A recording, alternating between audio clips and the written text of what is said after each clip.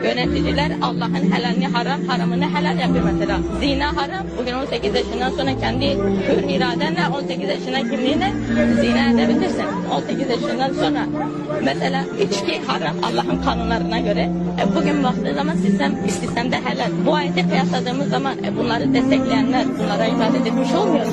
Allah Maide suresi 44'te diyor ki وَمَنْ لَمْ يَحْكُمْ بِمَا أَنْزَلَ اللّٰهُ فَاُولَٰئِكَ هُمُ الْكَافِرُونَ. Her kim Allah'ın indirdiği hükümlerle hükmetmezse onlar kafirlerin ta kendileri. Şimdi sen bu ayetten ne anlıyorsun abi? Allah diyor ben hükmümle hükmetmeyen kafirdir mesela. Sen bu ayetten ne anlıyorsun? Allah'ın hükmüyle yönetmeyenler ve bunlara destek verenler bunlar da şirk içindedir. Çünkü bak dedi ki namazı Allah'tan başkasına kılan kafir olur. Hüküm de Allah kendisi söylüyor. Hüküm ibadettir diyor.